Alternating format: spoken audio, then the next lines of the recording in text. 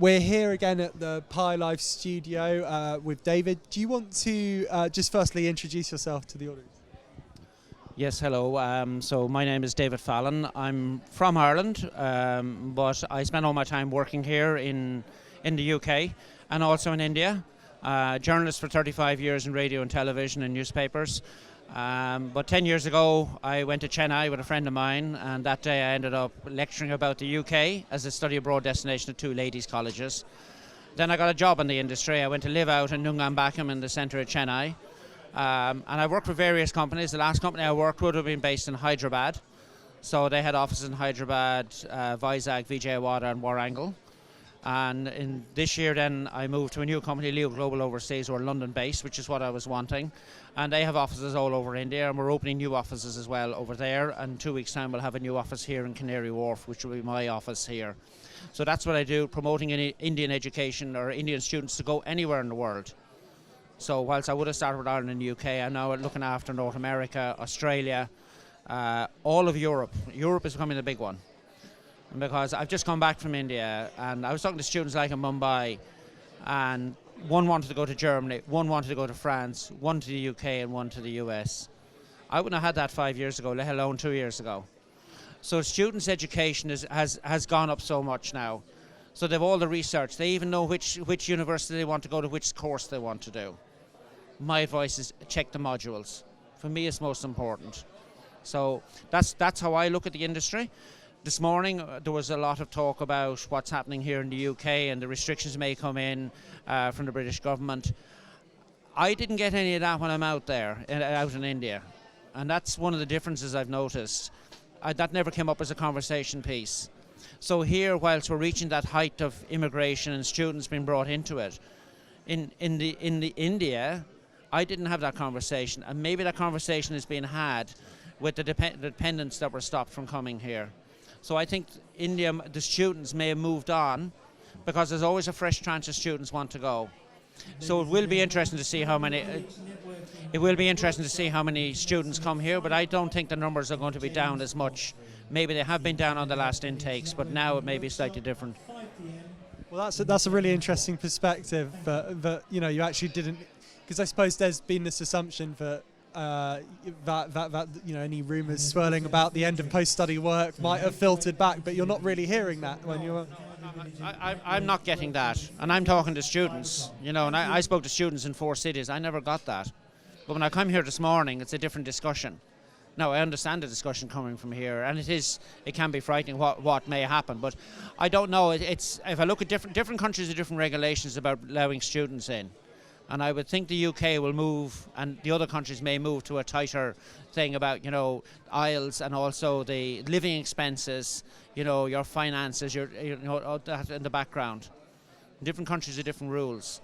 So I think you'll see a tightening of it, but it's not going to. It affects the industry short term, but not long term. And what in terms of other, I think you might have mentioned it when we were on air, or it might have been before, but you think that, you know, other European countries are going to, you know, become more and more attractive. Do you want to tell me more? Yeah, so, you know, like I went around the offices, the 6 offices in the last few months. You're hearing Germany, France, Spain, Portugal, Malta, Cyprus, Eastern Europe, all coming into the conversation. Again, that wouldn't have happened 2 years ago. So one thing is accommodation, and the other thing is value for money. So, you know, it can be seen, it can be cheaper in some places in Europe. And so long as they teach English as well, so we're obviously teaching in English. So that's what's happening. And for Germany, occasionally people want to go into the automobile industry as an engineer. But that conversation moved down. Business in France, you know, maybe IT in Spain. And so all these countries are opening up now. And they've realised there's value with Indian students as well, and students from abroad. I mean, what might the limitations be, though, in terms of, you know, that's something I'm always intrigued from an Indian student's perspective when it comes to another country in Europe.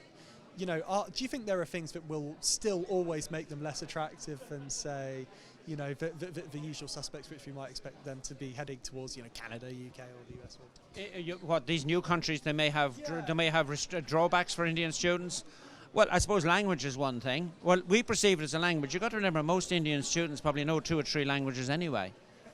You know, if you're living in Hyderabad or in say in Andhra Pradesh, you're probably going to know Tamil as well. You're going to know some Hindi. You might know some Malayalam.